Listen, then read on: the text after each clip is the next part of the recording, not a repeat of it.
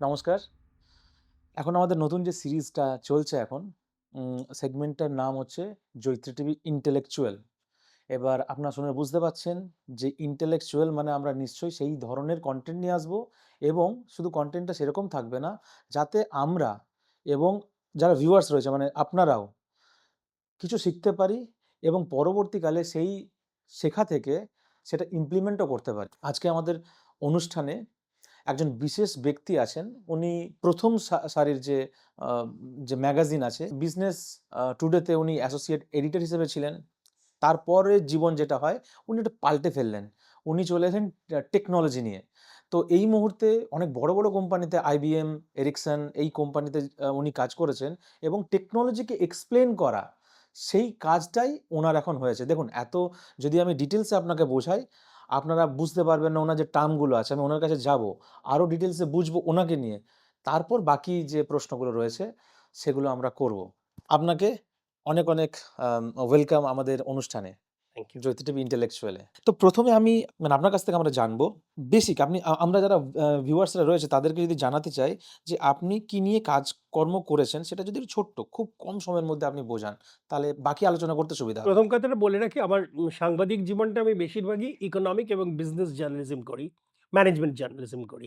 অনেক কিছুকেই ম্যানেজমেন্টের দৃষ্টিভঙ্গি নিয়ে দেখি। সুতরাং আমি আজকের দুর্গাপুজোকে যেটা আমি দেখছি সেটা আমি একটা ম্যানেজমেন্টের দৃষ্টিভঙ্গি নিয়ে দেখছি। সাংবাদিকতার পরের জীবনটা হচ্ছে আমার তথ্য প্রযুক্তিতে এবং সেই তথ্য প্রযুক্তি এত দ্রুত পরিবর্তনশীল এবং এত আপনার মানে সেটা কমপ্লেক্স হয়ে যাচ্ছে যে সেটাকে বোঝানোর জন্য কাউকে দরকার। তো আমি সেই কাজটাই করি। তথ্য প্রযুক্তির পরিবর্তনশীল ব্যাপারগুলোকে ধরার চেষ্টা করি। নতুন কি আসছে সেটা ধরার চেষ্টা করি। সেটা আমাদের জীবনকে, আমাদের জীবিকাকে কিভাবে তার প্রভাব ফেলছে তার উপর সেটা বোঝার চেষ্টা করি। বোঝার চেষ্টা করে অন্যদেরকে মানে যাদের এই বিজনেস ডিসিশন যারা নেবেন তাদেরকে বোঝানোর চেষ্টা করি। কিভাবে তারা ডিসিশনটা নেবেন এই তথ্যগুলোর উপরে সেটা নির্ভর করে। তো আমি মোটামুটি এই হচ্ছে আমার কাজ। এছাড়া আমি প্র্যাক্সিস টেকনোলজি স্কুলে ডেটা সায়েন্সের একটা অংশ আমি পড়াই ডেটা ভিজুয়ালাইজেশন। যে ডেটা দিয়ে কি করে গল্প বলা যায় এবং ডেটা দিয়ে কি করে ছবি আঁকা যায়। সেইটা দিয়ে সেটাই বোঝানোর চেষ্টা করি। কারণ লোকে সংখ্যা যত না বোঝে সেই সংখ্যাটাকে যদি আমি একটা ছবিতে ইয়ে করি ট্রান্সফার করি সেটা দেখে লোকে সহজে বুঝতে পারে। যেমন আমি কতগুলো নাম্বার দিলাম কিন্তু সেটা যদি আমি একটা গ্রাফে পরিবর্তন হ্যাঁ, করি, হ্যাঁ, হ্যাঁ। গ্রাফটা দেখে লোকে সঙ্গে বুঝতে পারে। ওটা একটা খুব সহজ উদাহরণ দিলাম। আমার বেসিক কাজটাই হচ্ছে ডেটা ভিজুয়ালাইজেশন এবং ডেটা দিয়ে সংখ্যা তত্ত্ব দিয়ে কি করে গল্পটাকে দাঁড় করানো যায়। সেখানে ধরুন আমার যে ওপিনিয়ন বা আপনার ওপিনিয়ন সেটা তার কোনো দাম নেই। সংখ্যা কি বলছে, ডেটা কি বলছে আমাকে সেটাই কিন্তু ইম্পোর্টেন্ট। লোকে অনেক সময় বলে আমার ধারণা এইটা। তো ধারণাটা কি করে হলো? আমি সঙ্গে জিজ্ঞেস করি। এই ধারণাটার ভিত্তিটা কি? তুমি কজনের থেকে এটা শুনেছো? এর পেছনের সংখ্যাটা কি আছে? অঙ্কটা কি আছে? এই অঙ্কটা বোঝার চেষ্টা করি। সেন্টিমেন্ট অ্যানালিসিসটা কি আছে? এখন কিন্তু এই পুরো জিনিসটা অঙ্কে চলে এসেছে। যে আপনি কোনো কিছু যদি বিশ্লেষণ করতে চান, তার পেছনে সংখ্যা তত্ত্বটা কি আছে? সেইটা জানা কিন্তু খুব গুরুত্বপূর্ণ। তাহলে কি হয়? আপনার আমার যে ভেতরের যে বায়াস থাকবে, সেই বায়াসটা কিন্তু সংখ্যা তত্ত্ব দিয়ে সেটাকে পুরোপুরি এলিমিনেট করা যায়। বুঝতে পেরেছি। এইটাই হচ্ছে কাজটা এইটা হচ্ছে আমার। কাজ। এইটাই এবার কাজ। আমাকে একটা কথা বলুন, আমাদের যে আমি দুর্গাপুজোর কথা বলছি না। না, যদি আমি বলি আর্ট আমাদের পশ্চিমবঙ্গের বা ইন্ডিয়ার আর্ট আর আর্টিস্ট এইটাকে যদি আমি একটা ইন্ডাস্ট্রি বলব কিনা জানি না, আপনি সেটা বলবেন। এইটার মধ্যে আপনার এই যত মানে যে কথাবার্তাগুলো বললেন, সেগুলো কি ফিট করা যাবে? মানে সেগুলো নিয়ে কাজ করা যায় এটা দিয়ে? ডেফিনিটলি কারণ দেখুন মানে যে শিল্প একটা ইন্ডাস্ট্রিয়াল স্কেলে হচ্ছে। আমাদের যে এখন যেটা শিল্পটা আমরা দেখছি কলকাতাতে সেটা একটা ইন্ডাস্ট্রিয়াল স্কেলে হচ্ছে, একটা ব্যবসায়িক স্কেলে হচ্ছে। কেউ বলছে এটা ৬৫,০০০ কোটি, কেউ বলছে ৭০,০০০ কোটি। তো যাক গে আমি সেই পরিসংখ্যানটা আমি যাচ্ছি না কারণ তার পেছনে অঙ্কটা আমার জানা নেই যে কিভাবে এটা ৬০,০০০ বা ৬৫,০০০ কোটি টাকা বলছি। কিন্তু ঘটনাটা হচ্ছে যে এইটা যখন এই স্কেলে হচ্ছে, এই তার পরিধি তার এত বেড়েছে সেটা এখন ইন্ডাস্ট্রিয়াল স্কেলে পৌঁছে গেছে। ফলে এইটাকে আমরা ডেফিনিটলি একটা ইন্ডাস্ট্রি বলতে পারি। শিল্পকে একটা ইন্ডাস্ট্রি বলতেই পারি এখন। কারণ স্কেলটা বিশাল হয়েছে। বহু সংখ্যক লোক তাতে কাজ করছে। কিন্তু কোথায় ইন্ডাস্ট্রি বলতে আমার বাধা আসছে যে ইন্ডাস্ট্রির কিছু নিয়ম কানুন থাকে। আমরা যদি সেটাকে বলি এটা আর্ট এখন একটা ইন্ডাস্ট্রিয়াল স্কেলে হচ্ছে। আর্ট এখন গ্লোবাল হয়ে গেছে। কলকাতার শিল্প এখন গ্লোবাল হয়েছে, বিশ্বব্যাপী হয়ে গেছে। তাহলে বিশ্বব্যাপী হতে গেলে তাহলে তার বিশ্বের কিছু নিয়ম কানুন তাতে আসবে। হ্যাঁ? এবং শিল্প বলতে গেলে তাতে সেই শিল্পের নিয়ম কানুনও কিছু চলে আসবে। কোনো কিছু যখন স্কেলে বড় হয় সেটাকে তার ঠিক গতিতে রাখতে গেলে এবং ঠিক ডাইরেকশনে যদি সেটাকে চালিত করতে হয়, তাহলে তাকে কিছু নিয়মকানুনের মধ্যে আসতে হয়। সেটা তখন সেটা সেই কম্প্রোমাইজটা শিল্পকে করতেই হয়। তখন শিল্প বললে চলবে না যে আমি আমার মনের মতো করব সবকিছু। কিন্তু তখন তাতে নিয়মানুবর্তিতা এসে যায়। সেটা ভালো বলুন, খারাপ বলুন, এটাই হচ্ছে স্কেলকে ম্যানেজ করার নিয়ম। নইলে আপনি স্কেলটা ম্যানেজ করতে পারবেন না। আচ্ছা, আমরা যদি উদাহরণ দিয়ে জানার চেষ্টা করি, আপনি যে কথাটা বললেন, কি আ নিয়ম মানতে হবে যদি দেখুন দুর্গাপুজো এই মুহূর্ত, যদি দুর্গাপুজোকে ধরি, আমি পুরো শিল্পটাকে ধরছি। আমাদের কি পুরো শিল্পটা এখন গ্লোবাল জায়গাতে চলে গেছে কি? না শুধু দুর্গাপুজোকে আমরা ইউনেস্কোর বলব? ইউনেস্কোর ঘোষণার পর ডেফিনিটলি ওটা একটা গ্লোবাল জায়গায় পৌঁছে গেছে। কিন্তু ওটা অতটা বিশ্বায়ন তার হয়নি। কেন? হ্যাঁ? তার এক মূল কারণ হচ্ছে যে ধরুন আম আ এটা এটা বেশিরভাগই নন রেসিডেন্ট ইন্ডিয়ান বা নন রেসিডেন্ট বাঙালিদের মধ্যে ছড়িয়ে আছে। যারা বিদেশে বাঙালিরা আছে। অন্যান্যরা কতটা এটাতে আছে সেটা আমার এখনো জানা নেই। তার পরিসংখ্যানটা আমাকে দেখতে হবে। এমন আমি বলতে পারব না যে একেবারেই হয়নি। কিন্তু আমি জানি না। এটা নিয়ে আমি সুতরাং আমি মন্তব্য করব না। হ্যাঁ, বাঙালিরা বিদেশে যারা থাকে আমার আত্মীয়স্বজন যারা আছে-টাছে, বন্ধু-বান্ধব যারা আছে তারা দেখি প্রচন্ড উৎসাহিত এখন এই ব্যাপারটা নিয়ে। যেমন তারা পুজোর সময় কলকাতা থেকে শিল্পী নিয়ে যায়, গান-টান গায়-টায়। তেমনি তারা দুর্গাপুজোটাকেও দেখে এনজয় করে। আমি ১ম ছবি তোলা আরম্ভ করি দুর্গাপুজোর ২০১০ সালে। কারণ আমার বিদেশে বন্ধু-বান্ধবরা যারা রয়েছে তারা বলছিল কলকাতার পুজোর ছবি দেখা আমাদেরকে। সেই কারণে আপনাকে সেই ছবি কারণে আমি ছবি তোলা আরম্ভ করি এবং সেটা আমি আজও করে যাচ্ছি আরকি। এবং সেইখানেই আমার একটা ইন্টারেস্ট জন্মালো আরকি। তো হ্যাঁ, বিশ্ব হয়ে বিশ্বব্যাপী ছড়িয়েছে। কিন্তু এখনো সেটা আমার মতে যদিও অনেক লোকের এই কথাটা পছন্দ হবে না, এটা কিন্তু বাঙালিদের মধ্যেই সীমিত রয়েছে।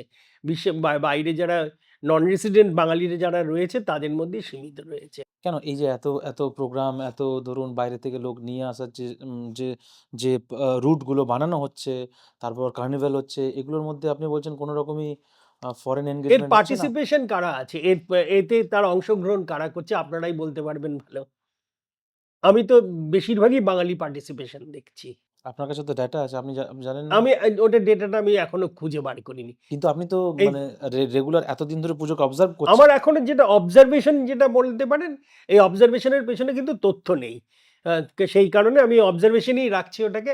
অবজারভেশন আমার মনে হয়েছে এটা এখনো সেইভাবে আ বিশ্বে মানে ও বাঙালির বাইরে খুব একটা বেশি কিছু ভারতীয়দের মধ্যে ডেফিনিটলি একটা উন্মাদনা হয়েছে। যে না কলকাতায় এরকম একটা জিনিস হচ্ছে, এত হাজার কোটি টাকার ব্যবসা হচ্ছে। ডেফিনিটলি কোম্পানিগুলোর মধ্যে তাদের একটা সংস্থাগুলোর মধ্যে একটা উদ্দীপনা এসেছে।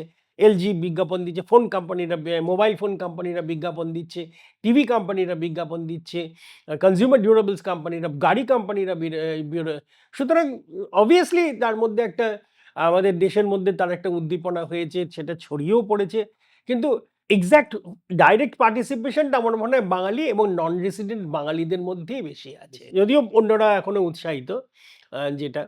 কিন্তু যে সমস্যাটা যেটা দাঁড়াবে সেটা হচ্ছে যে এই জেনারেশনের বাঙালির পর 2nd জেনারেশন বাঙালি বা 3rd 4th জেনারেশন বাঙালি তারা কতটা উৎসাহিত হবে সেটা কিন্তু দেখার বিষয়। তারা কি সমান উৎসাহে এতে পার্টিসিপেট করবে? কারণ এখনো যারা পার্টিসিপেট করছে তারা ৬০ বা ৭০ বা ৮০ দশকে গেছে। গিয়ে তাদের এখনো বাঙালি কলকাতার সঙ্গে নারীর যোগাযোগ, তাদের বাবা-মারা বেঁচে আছে, এ আছে। এইটা যখন চলে যাবে তখন কিন্তু মুশকিল হবে। আরেকটা কেন? জিনিস তখন তো এখান থেকেও লোকরা যাচ্ছে। এখান হ্যাঁ, থেকেও তো যাচ্ছে না? ওই রিফিল হচ্ছে আরকি। রিফিল হচ্ছে না? রিফিল হচ্ছে সেইটা থাকবে।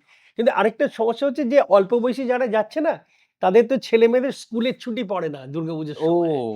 স্কুলের ছুটি যেহেতু পড়ে না, স্কুল চালু থাকে।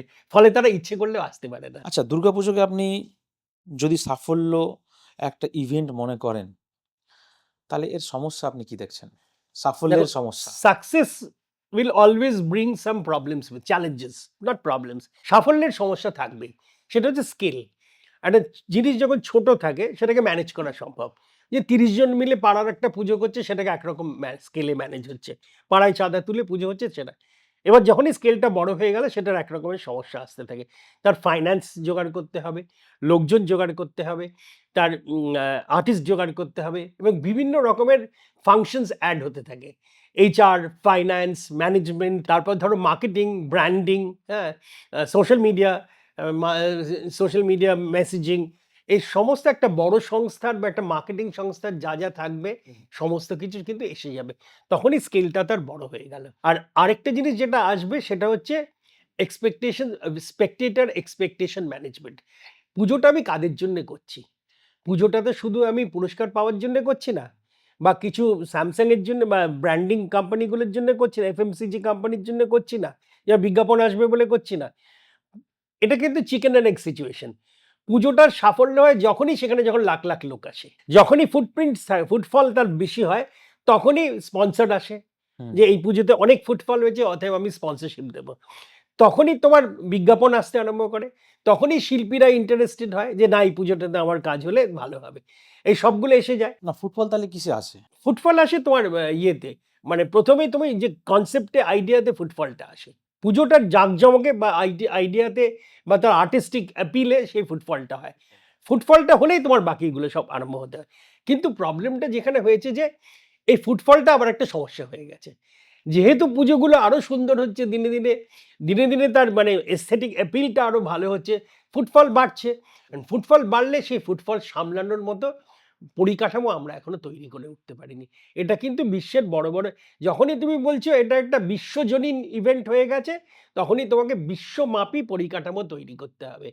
তুমি যদি সবকিছুই বলো আমার বিশ্বজনীন হয়েছে, সবকিছুই আমার ঐরকম লেভেলের হয়ে গেছে যে আমি একটা গ্লোবাল ইভেন্ট তৈরি করেছি, তাহলে তোমার গ্লোবাল পরিকাঠামো দরকার হবে। সেই পরিকাঠামোটার এখন সময় হয়ে গেছে। যে এই বছর দেখা গেছে যে জনসাধারণকে যারা বাঁশের বেড়ার ওপারে রয়েছে, আর যারা বাঁশের বেড়ার এদিকে যারা ভিআইপি কার্ড নিয়ে আছে বা যারা প্রিভিউ কার্ড নিয়ে আছে, তাদের মধ্যে একটা দূরত্ব তৈরি হয়ে গেছে। বাঁশের বেড়ার ওপারের লোকজনকে আমরা কিন্তু ক্যাটেল ক্লাসের মতো ট্রিট করছি। তারা ৩-৪ ঘন্টা করে লাইনে দাঁড়িয়ে রয়েছে গরমের মধ্যে। তারা, তাদের জল নেই, তাদের টয়লেটের ব্যবস্থা নেই, হাইজিনের ব্যবস্থা নেই। তারা কি করে আমি এক্সপেক্ট করব যে তাদের এই এক্সপেরিয়েন্স নিয়ে তারা ভালো থাকবে? ফলে দেখা যাচ্ছে সেন্টিমেন্ট অ্যানালিসিস করে সোশ্যাল মিডিয়াতে যে কমেন্টস গুলো হচ্ছে, তার উপর একটা সেন্টিমেন্ট অ্যানালিসিস আমি এআই দিয়ে করেছি। তাতে দেখা যাচ্ছে কিন্তু স্লাইটলি নেগেটিভ সেন্টিমেন্ট হতে আরম্ভ করেছে। এটা কিন্তু ১ম সিগন্যাল। এই পুজোতে নেগেটিভ সেন্টিমেন্ট হতে আরম্ভ করেছে। জনসাধারণ নেগেটিভলি রিঅ্যাক্ট করছে এবং তারা বলছে সোশ্যাল মিডিয়াতে যে, "আর কোনোদিন আমি এই পুজোতে আসবো না।" এখানে ভলান্টিয়াররা খুব রুডও ব্যবহার করেছে আমার সঙ্গে। সবাইকে ঘাড় ধাক্কা দিয়ে বার করছে। তুমি একটা সুন্দর জিনিস সৃষ্টি করেছো, লোককে সেটা দেখার সময় দিচ্ছ না। তুমি ধাক্কা দিয়ে বার করে দিচ্ছ। তুমি তাকে ছবি তুলতে দিচ্ছ না। এটা তো স্বাভাবিক যে লোকের হাতে মোবাইল আছে, স্মার্টফোন আছে, তারা ছবি তুলবে। কারণ পুরো পুরো দুর্গাপুজোর উপস্থাপনাটাই তো ছবি তোলার মতো জিনিসটা। সেখানে ছবি তুলবেই লোকে। তাহলে আমাকে সেইগুলো মাথায় রেখে ডিজাইনটা ঠিক ঠিক করতে হবে। পুজোর ডিজাইনটা এই নয় যে একটা সুন্দর ঠাকুর করলাম, একটা সুন্দর প্যান্ডেল করলাম, একটা সুন্দর কনসেপ্ট দিলাম। তারপর লোককে তারপর সেই লোককে আমি কি করে তার সেইটাকে অ্যাপ্রিশিয়েট করাবো, সেটাও ব্যবস্থা করতে। সেটা কিন্তু আমাদের মাথায় এখনো আসেনি। সেটা কিন্তু যারা অর্গানাইজাররা, তাদের মাথায় আনতে হবে এবার। যে স্পেকটেটর এক্সপেকটেশন ম্যানেজমেন্ট, এটা কিন্তু যখনই তুমি একটা স্কেল বড় হয়ে গেল, যখনই তুমি বিশ্বব্যাপী কথা বলছো, তখন তোমার এটা করতে হবে। এটা যদি না হয় তাহলে তুমি দর্শক আনতে পারবে না। তাহলে তুমি কিছু সাহেব শুভ আনবে বিদেশ থেকে, তাদেরকে তুমি ওই ভিআইপি করিডোর দিয়ে দেখিয়ে বার করে দেবে। ব্যাস ওইটুকুই হবে। ওটা কোনোদিন বিশ্বজনীন হবে না। এক্সপেকটেশন, কারণ তোমাকে এই পপুলারিটি এনে এটা কিন্তু দিয়েছে আপনি পুরোটাই বললেন। শুধুমাত্র যারা পুজো উদ্যোক্তা তাদের জন্যে, তাদের জন্য এটা উদ্দেশ্য। ফার্স্ট এখন বললেন। হ্যাঁ, তারপরে তো আমরা আসবো আর্টিস্টের নিয়ে। এটা তো আর্টিস্টের দায়িত্ব নয়, এটা তো উদ্যোক্তাদের দায়িত্ব। উদ্যোক্তা, প্রত্যেকটা উদ্যোক্তায় ৪০০-৫০০ যতগুলো ক্লাব রয়েছেন ১ম সারির, আমার মনে হয় এবার খাতা কলম নিয়ে, বললাম না ইন্টেলেকচুয়াল, খাতা কলম নিয়ে বসে যান। আর সেন্টিমেন্ট অ্যানালাইসিস যখন করছে, আমিও দেখলাম চোখের সামনে নেগেটিভ দেখাচ্ছে। তো এটাকে আমাদেরকে খুব তাড়াতাড়ির মধ্যে মনে হয় এটাকে এটাকে পজিটিভের দিকে আমাদের আনতেই হবে। এটাকে পজিটিভে আনতেই হবে। তা নইলে কিন্তু পুজোর এই যে একটা উন্মাদনা সৃষ্টি না, হয়েছে। আমি বলছি আপনার এআই কি বলল না বলল সেটা বিশ্বাস করে আমাদেরকে এখন চেঞ্জ করতে হবে? আমার এআই কি বললো না, আপনারা নিজেরাই সেন্টিমেন্ট অ্যানালিসিস করে দেখুন না। না সেন্টিমেন্টাল অ্যানালাইসিস কেন করবো? আমি পুজো করেছি, আমি লোক আসছে এত, এটাই তো আমার আনন্দের ব্যাপার। লোকেরা কি বলছে সেটা দেখবেন না। আপনি বলছেন লোক আসছে, কমেন্ট গুলো পড়তে। হ্যাঁ, কমেন্ট গুলো পড়ুন। হ্যাঁ, তার মানে শুনুন ভালো করে। উনি যে কথাটা বলছেন এআই কিন্তু নিজের মাথার বুদ্ধি দিয়ে কিছু করছে না। প্রত্যেকটা কমেন্ট এবার পড়ার সময় এসে গেছে। তাদেরকে নিয়ে তারপর যে ভাবনাটা, সেটা আমাদের পুরো মাইনাসে যাচ্ছে। এটাই আপনি গোদা বাংলায় বলতে সামান্য চাইলেন। হলেও এটা নেগেটিভ দিকে নেগেটিভ ইন্ডিকেট দিকে করছে। যাচ্ছে। এটা নেগেটিভ দিকে যাচ্ছে। এটা পুজো কর্তাদেরকে এবার এই জায়গাটা দেখার কথা আছে। আর কি অ্যাবসলিউটলি। ইমপ্রুভ করা যেতে পারে ফর 2020 মানে 2026 বেটার পুজো করার জন্য? আরেকটা জিনিস যেটা ইমপ্রুভ করা যেতে পারে, যে অথেন্টিসিটি অফ আইডিয়াস। এই যে আমরা দেখলাম এবারের পুজোয় শেষ হবার পরেই আমি দেখলাম যে কিছু কিছু পুজো আমাদের প্রচন্ড ভালো লেগেছিল, মানে মারাত্মকভাবে ভালো লেগেছিল, হ্যাঁ। এবং তার তার গান ভালো লেগেছিল, তার উপস্থাপনা ভালো লেগেছিল, তার গল্প ভালো লেগেছিল। কিন্তু তারপরেই দেখা গেল যে সেগুলো নিয়ে অনেক প্রশ্ন উঠছে। একটা প্রশ্ন উঠেছে যেটা খুব খারাপ প্রশ্ন, যে এর প্লেজিয়ারাইজড হয়েছে, মানে টোকাটুকি হয়েছে, যে অন্যের আইডিয়াটা নিয়ে নিজের বলে চালানো হয়েছে। এটা কিন্তু কলকাতার বদনাম। এটা সেই পার্টিকুলার পুজোর বদনাম না। এটা কিন্তু কলকাতা যেহেতু একটা বিশ্ব মাপের একটা ইভেন্ট তৈরি করেছে, কলকাতার অপমান হয়ে গেল। এইখানে কিন্তু আমাদের কেয়ারফুল হতে, ভীষণভাবে আমাদের দড়ির লাইন টানতে হবে। স্কেল যখন বড় হয়ে যায়, আমি আপনাকে প্রথমেই বলেছি, তখন সেই স্কেলটাকে ইন্ডাস্ট্রিয়াল স্কেলের যদি কাজ করতে থাকে, গ্লোবাল স্কেলে যদি কাজ করতে পারে, তাহলে তার কিছু নিয়মানুবর্তিতা রাখতেই হবে। সেখানে শিল্পীদের সঙ্গে অর্গানাইজারদের বা ইয়েদের সঙ্গে তাদের একটা চুক্তিবদ্ধ হতে হবে, যে মানে শিল্পীর সাথে ক্লাব। ক্লাবগুলোর যে একটা চুক্তিবদ্ধ হতে পারে, যে আমার কাজের অথেন্টিসিটির স্ট্যাম্প আমি দিচ্ছি। বাইরের কেউ দেবে না, সে আর্টিস্টই নিজেই দেবে যে আমার এই কাজটা অথেন্টিক, অরিজিনাল। কারণ একমাত্র আর্টিস্টই জানে যে আমি কি করছি। রাইট। এবং সেটা কন্ট্রাক্টে থাকবে। যদি এটা অথেন্টিসিটি অথেন্টিক না হয় বা অরিজিনাল না হয়, যদি পরে দেখা যায় যে এটার মধ্যে তুমি অন্য কারো থেকে, তাহলে তাতে পেনাল্টি থাকা উচিত। এবং সেখানে ব্ল্যাক লিস্টিং প্রয়োজনে ব্ল্যাক লিস্টিং করতে হবে। হ্যাঁ? সেইসব শিল্পীকে প্রয়োজনে ব্ল্যাক লিস্টিং করতে হবে, যে না, এরা টোকাটুকি করেছে। শুধু বিদেশি জিনিসই টোকাটুকি হচ্ছে যে তা নয়। এখানে আমার এক বন্ধু আছে শিল্পী, আনন্দবাজারে বহুদিন কাজ করেছে। তার একটা ছবি, আম আ সেই ছবিটাকে নিয়ে একজন শিল্পী মূর্তি তৈরি করেছে। সেটাও সে বলছে যে আমার থেকে কিন্তু অনুমতি নেয়নি, এবং তাতে সে পুরস্কারও পেয়েছে। এবার এশিয়ান পেইন্টস এর মতো অর্গানাইজেশন, যেটা একটা বড় সংস্থা, তারও দেখা উচিত যে আমি যাকে পুরস্কার দিচ্ছি। তাহলে দুটো ক্যাটাগরি গেল। একটা হচ্ছে আমরা ক্লাব কর্তৃপক্ষদের জন্য আপনি মেসেজ দিলেন। আর্টিস্টদের কি হওয়া করা উচিত সেটা মেসেজ দিলেন।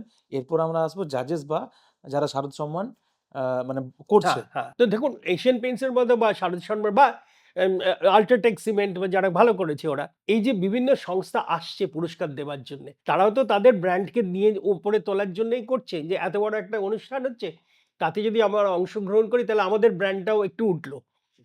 কিন্তু এবার তাদেরও ভাবতে হবে যে আমি যাকে পুরস্কার দিচ্ছি সে যোগ্য কিনা? কিভাবে বুঝবো সব সেটা? দিক থেকে যোগ্য। আমি তো একটা প্যানেল নিয়ে তাকে যাচ্ছি তার কাছে। কিছু কিছু বিচারককে অ্যাপয়েন্ট করেছি। সেই বিচারককে আমাকে ঠিক ঠিক বিচারক অ্যাপয়েন্ট করতে হবে। মানে বিচারক সেইখানে মানে ওরা তো এক্সপার্টস, মানে শিল্পী হিসেবেই তো যাচ্ছে তারা। শিল্পী হিসেবে যাচ্ছে, কিন্তু আজকে যদি শিল্পী শুধু শিল্প বিচার করলে হবে না। তাকে দেখতে হবে শিল্পটা অথেন্টিক কিনা। মানে আমি যদি বলি এটা যামিনী রায়ের ছবি, এবং একজন শিল্পীর সেটা বোঝা উচিত এটা যে সত্যি সত্যি যামিনী রায়ের ছবি কিনা, সেটা বোঝার দক্ষতা থাকা চাই। তার সেই চোখ থাকা চাই। আর না থাকলে তাকে প্রযুক্তির সাহায্য নিতে হবে।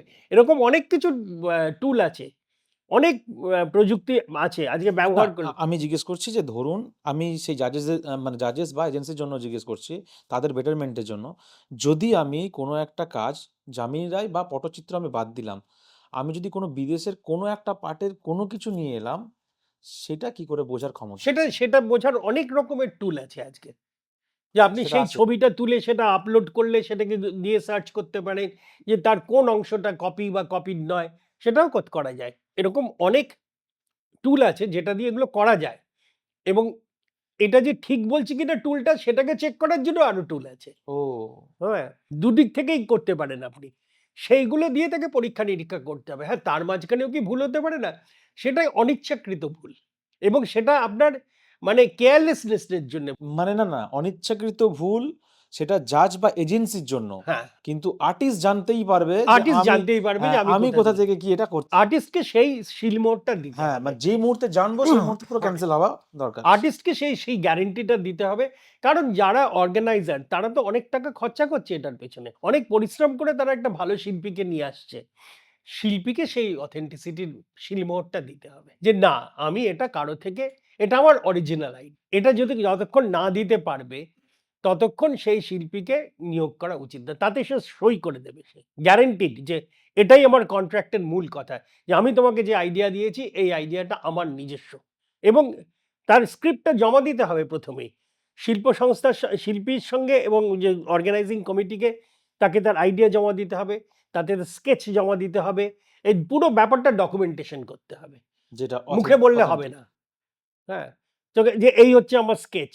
তোমাকে দিলাম, সই করে দিলাম। এটা অথেন্টিক। এই হচ্ছে আমার আইডিয়া ডেসক্রিপশন। দিলাম অথেন্টিক। এই হচ্ছে আমার এক্সিকিউশন এর ইয়ে। কারণ আজকে এক্সিকিউশন এর মধ্যে অনেক রকমের ব্যাপার এসে গেছে। ইঞ্জিনিয়ারিং এসে গেছে। বুঝতে পেরেছি। তার মানে আপনি বলছেন দেখুন আমি যতদিন ধরে ইন্টারভিউ নিলাম, ততদিন আমি যেটা ফিল করতে পারলাম, এখানে কলকাতার দুর্গাপুজোতে ঠিক এরকম হয়। আমি শিল্পী, আপনি হচ্ছেন ক্লাব কর্তা। আমার উপরে হচ্ছে পুরো দায়িত্ব থাকে। আপনি টাকা দিয়ে দিলেন, কাজ শেষ। আপনি বলছেন না এই দিন শেষ। যেহেতু আমাদের বিশ্বজনীন হচ্ছে, আপনাকেও এনগেজ হতে হবে প্রত্যেকটা স্টেপে। প্রত্যেকটা স্টেপে এনগেজ হতে। কারণ না হলে আপনার ক্লাব নয়, পুরো দুর্গাপুজোটাকে কারণ এখন তো মানে আপনার কলকাতার সম্মান জড়িত। জড়িত আছে। বুঝতে ইউনেস্কো যে পারছি। অ্যাওয়ার্ডটা দিয়েছে সেটা কলকাতাকে দিয়েছে। ও! ওটা কিন্তু কলকাতার দুর্গাপুজোকে দিয়েছে। এটা আমার শহরের মান-সম্মানের সঙ্গে জড়িত এবং আমাদের প্রত্যেকটা নাগরিকের মান-সম্মানের সঙ্গে জড়িত। সেখানে বললে চলবে না যে, "আমি তোমাকে পয়সা দিলাম, তুমি কাজ করে দিয়ে চলে গেলে।" এটা তো আনঅর্গানাইজড ওয়েতে। তাহলে আমি এটাকে ইন্ডাস্ট্রিয়াল স্কেল কি করে বলছি? ইন্ডাস্ট্রিয়াল স্কেল বলতে গেলে ইন্ডাস্ট্রির নিয়ম-কানুন থাকবে। থাকবে কি থাকবে না? বুঝতে পেরেছি। তো তুমি একদিকে বলছো আমার পুজোটা গ্লোবাল হয়েছে, ইন্ডাস্ট্রিয়াল হয়ে গেছে, ঠিক। ৬৫,০০০ কোটি টাকার শিল্প তৈরি হয়ে গেছে। শিল্পের নিয়ম-কানুন মানবে না কেন? তাহলে তো তোমাকে শিল্পের বাকি নিয়ম-কানুনও মানতে হবে। আচ্ছা এগুলো কতগুলো ক্লাব বানার জন্য আপনি সাজেস্ট করবেন? ক্লাব তো প্রচুর রয়েছে, খুব কম বাজেটের রয়েছে, মিডিয়াম বাজেট রয়েছে। ঠিক আছে? তো কাদের জন্য এটা বেশিভাবে আমার মনে হয় স্পেসিফিক এটা থাকবে? ১ম এই কলকাতার পুজোগুলোর একটা তো কমিটি আছে। হ্যাঁ, হ্যাঁ। হ্যাঁ, এটা কি যেন নাম? Forum for Durgotsav. Forum for Durgachak. এটা ওদের ভাবা উচিত। যে এটা করতে গেলে কতগুলো ক্লাব অ্যাফোর্ড করতে পারবে এই ধরনের কাজ। কারা করতে পারবে না। তাদের জন্য কি একটা পরিকাঠামো থাকা দরকার? বা ফোরাম ফর দুর্গাপুজোর জন্য ওরাই কি একটা ওভারসিইং বডি হবে? যে যারা এটাকে এখন এটাতে সমস্যা হচ্ছে লোকে বলবে কি, "তাহলে আমার শৈল্পিক সত্তার উপর একটা ক্ষমতা তুমি চাপিয়ে দিলে।" হ্যাঁ, তাহলে কি এটা হবে? বলবে। শিল্পীরা এটা বলবে বলবে। যে, "এ আমার ফ্রিডমটা চলে গেল। আমার মানে ক্রিয়েটিভিটিটা নষ্ট হয়ে যাচ্ছে। তুমি আমার উপর নিয়ম-কানুন চাপিয়ে দিচ্ছ।" তুমি যখন ওই স্কেলে চলে যাচ্ছ নিয়ম-কানুন তো আসবেই। তাই ঠিক, না? ঠিক। তুমি সাইকেল চালালে তোমার নিয়ম-কানুন মানবে না ট্রাফিক। কিন্তু যেই মুহূর্তে তুমি মোটরসাইকেল নিয়ে বেরোবে তোমার কাছে খানিকটা নিয়ম আসবে। আর যেহেতু গাড়ি নিয়ে বেরোবে তোমার কাছে নিয়ম আসবে। যখন তুমি লরি নিয়ে বেরোবে তার উপর বড় নিয়ম। বড় নিয়ম চলে আসবে। তুমি যখনই স্কেল বলছো আমার বড়, তখনই নিয়মও তো আসবে তার সঙ্গে। কেন তুমি দর্শক আসবে, সেই দর্শকের সুবিধে তুমি দেখবে না। প্রত্যেক ক্লাবের উচিত যে দর্শকদের জন্যে জলের ব্যবস্থা করা, ফার্স্ট এইড এর ব্যবস্থা করা, টয়লেটের ব্যবস্থা করা এবং দেখা যাদের সাফোকেশন না হয়। আজকাল কোনো বয়স্ক লোক পুজো দেখতে যায় না। ছোট বাচ্চাদের নিয়ে কেউ যায় না। কারণ জানে না যে ওখানে গিয়ে কি হবে। আর এটা যেকোনো মুহূর্তে একটা স্ট্যাম্পিড হতে পারে। আজ আপনি পুজো দেখতে যাননি? হ্যাঁ, আমি গেছি। কারণ আমি তো প্রিভিলেজড ক্লাস। কিন্তু যখনই দেখেছি বাঁশের বেড়ার পেছনে অতগুলো লোক রয়েছে, আমার খুব কষ্ট হয়েছে। কারণ আমি তো খুব সাধারণ ঘরের ছেলে, মধ্যবিত্ত বাড়ির ছেলে। আমি ওদের সঙ্গে সমবেদনাটা আমার আছে এখনো। বুঝতে পারছি, বুঝতে হ্যাঁ? পারছি। আমি বুঝতে পারছিলাম যে ওদের কতটা কষ্ট হচ্ছে। এবং তারপরে যখন আপনাদের টিভিতে এবং রিলসে দেখছিলাম যে বলছে যে আ এতক্ষণ ধরে দাঁড়িয়ে আছি।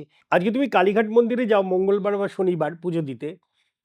আমি শনিবার ঠনঠনেতে পুজো দিই। কালীঘাটে আমি ১ বার ২ বার গেছি। মানে কম করে তোমার ৩টের সময় ৩:৩০ তে গেট খোলে। তখন থেকে তুমি যদি বেরোতে ৮টা বেজে যায়। ৫ ঘন্টার কমে বেরোনো যায় না। তার কারণ একটাই। কারণ হচ্ছে লাইনে তুমি দাঁড়িয়ে গেছো। মাঝখানে ভিআইপি আসছে। সে পুলিশ নিয়ে আসছে, কেউ মন্ত্রী আসছে, কেউ পুলিশের বড় কর্তা আসছে, কেউ মিলিটারির বড় কর্তা আসছে, কেউ পাড়ার কোনো বড় দাদা আসছে। তাদের জন্য ১৫ মিনিট ২০ মিনিট করে বন্ধ করে রাখছে। ফলে একটা মানুষকে 4 ঘন্টার ওপরে দাঁড়াতে হয় কালীঘাটে মঙ্গলবার, শনিবার পুজো দিতে। সেই একই জিনিস তৈরি হয়ে যাচ্ছে। এটা একটা ভিআইপি কালচার তৈরি হয়ে গেছে। যে একদিকে ভিআইপি থাকবে, মানে ভারতবর্ষে আগে জাতিভেদ ছিল। কেউ ব্রাহ্মণ, কেউ শূদ্র, কেউ বৈশ্য এরম ছিল। সেই জাতিভেদ এখন চলে গেছে হয়তো। এখন আমরা ওটা নিয়ে এখন আমরা ভিআইপি কিন্তু একটা নতুন জাতি তৈরি হয়েছে। ভিআইপিরা হচ্ছে আজকের ব্রাহ্মণ। এই ভিআইপিদের জন্যে তাদের বাঁশের বেড়ার এদিকে একদল লোক, বাঁশের বেড়ার ওদিকে আরেকজন লোক। কিন্তু বেড়ার ওদিকে যারা রয়েছে তাদের যখন আমি দেখছি তখন আমার মনে খুব কষ্ট হচ্ছে যে সত্যি তো এরা কত দূর থেকে আসে। এরা বেশিরভাগই কিন্তু কলকাতার বাইরের লোক পুজো দেখতে আসছে এবং তাদের জল নেই, সঙ্গে হয়তো জলের বোতল রয়েছে কিন্তু একটা বাথরুমের জায়গা নেই। ৪ ঘন্টা একটা লোক দাঁড়িয়ে থাকতে পারে, তার বাথরুম পাবে না? তার জন্য সে তাকে কে দেখে? সে মানে সাফোকেট করে যাচ্ছে লোকটা এই গরমের মধ্যে।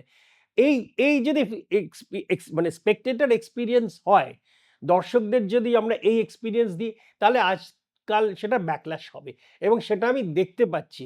যখনই তোমাদের টিভিতে দেখছি এবং বিভিন্ন রিলসে দেখছি, তা লোকজন বলছে, "আর কোনোদিন এই পুজোতে আসবো না।" আমার সঙ্গে ভলান্টিয়াররা দুর্ব্যবহার করেছে। বেরিয়ে যান" বলছে। এটা কি? একটা সার্বজনীন পুজো, একটা পাবলিক স্পেসে পুজো হচ্ছে। পাবলিকের চাঁদায় পুজো হচ্ছে। সরকার তোমাকে ১,১০,০০০ টাকা করে দিচ্ছে। সেটা আমার টাকা। সেটা কারো নিজস্ব নিয়ে। সেইখানে তুমি আমাকে বলছো, তুমি একটা পাবলিক স্পেসের জন্য কিছু আলাদা নিচ্ছ না। সেইখানে তুমি বলছো যে, বেরিয়ে যান।" এটা টলারেবল না। আচ্ছা, এটা আ উচিত না। আমরা আমরা জানি যেহেতু কলকাতায় প্রচুর পরিমাণে হিউজ ক্রাউড, সেইটা আপনি আপনি নিজেও ক্লাব কর্তা হয়ে ভাবুন একবার যে এই এত পরিমাণে ক্রাউডকে ওই পার ওই ওই পা ওই সন্ধ্যেবেলা বা রাতের বেলার টাইমটাকে যদি ম্যানেজ করতে হতো, আপনি একজন ইন্টেলেকচুয়াল হয়ে কি মতামত দেবেন? শুধু আঙুল না তুলে আমি আপনার কাছ থেকে সাজেশন চাইবো। আপনি বলুন কি করলে তুলনামূলক ঠিক হবে? আপনি তো বেড়ার এই পারে আছেন, ভিআইপি আর ওটা আমার ১ম এই দেখতে হবে যে আমি সরু গলিতে পুজো করা বন্ধ করে দিতে হবে। এটা অসুবিধা হবে। অনেক পুজোর অসুবিধা হবে। কিন্তু সরু গলিতে পুজো বন্ধ করা। কারণ ওটা বিপজ্জনক। যেকোনো মুহূর্তে স্ট্যাম্পিড হতে পারে। হয়নি, কপাল ভালো হয়নি আমাদের। তো কখনোই না? কপাল ভালো আমাদের হয়নি। কিন্তু হবে না এটা তো বলতে পারি না। আপনি কি গ্যারান্টি দিতে পারেন যে কোনদিন হবে না? এবারেও আমি একটা পুজোতে ছবিতে দেখেছি বেড়া ভেঙে লোকজন ভলান্টিয়ারদের সঙ্গে মারামারি করছে। হ্যাঁ? এবং তারা বেড়া ভেঙে স্রোতের মতো লোক এগোচ্ছে। এটা যেকোনো সময় আনকন্ট্রোলেবল হয়ে যাবে। একদিন তো বাঁধ ভেঙে যাবে। বুঝতে পেরেছি। আপনি জনগণকে যখনই আটকাবেন, একদিন কিন্তু বাঁধ ভেঙে যাবে। তখন কিন্তু সমস্যা কিন্তু বিপুল হয়ে যাবে। আপনাকে ভাবতে হবে, কলকাতা পুলিশকে এটা ভাবতে হবে। কর্পোরেশনকে ভাবতে হবে যে আমার একটা স্পেস বেঁধে দিতে হবে। যে পুজোর তুমি এরকম স্পেস না হলে তোমাকে পুজোর অনুমতি দেব না। আমরা তো অনেক কিছুরই অনুমতি বা বেঁধে ক্রাউডকে দিয়েছি। ঢুকতেই দেবো না এদিকে। বা ক্রাউডকে আমি অন্যভাবে হ্যাঁ, ম্যানেজ অন্যভাবে আমি শিফট করিয়ে দেবো। অন্যভাবে শিফট করব আমি। সেটা আমায় করতে হবে। সেটা আমাকে এটা ভাবতেই হবে। আমি বলতে পারি না যে আমি কিভাবে ম্যানেজ করব, এত লোক আসছে। ভারতবর্ষে এত লোক আছে, লোক আসবে। তোমার পুজো সুন্দর হচ্ছে সেজন্য লোক আসবে। এটাতে this is the problem of success. তো তার মানে আপনি এইটাও বলতে চাইলেন যে যাদের মাঠ আছে তারাই পুজো করবে, বাকি সব মাঠ আমি যাদের নেই কিছুই বলতে চাইছি তা না। তা তাহলে যাদের কাছে অলরেডি এখন বড় মাঠ আছে তাদের তো প্লাস পয়েন্ট হয়ে গেল। এটা আপনি ছোটদের জন্য তাহলে বলুন কি সরকার করা তাহলে যাবে? মাঠ দিক ছোটদের। সেই মাঠে তারা পুজো করুক বা কিছু একটা করুক। এটা কিন্তু ওদের ভাবতে হবে। এটা ওদের যাদের সংগঠকদের ভাবতে হবে। কারণ জনগণের অসুবিধে হচ্ছে। জনগণের কষ্ট হচ্ছে। এটা কিন্তু সংগঠকদের ভাবতে হবে।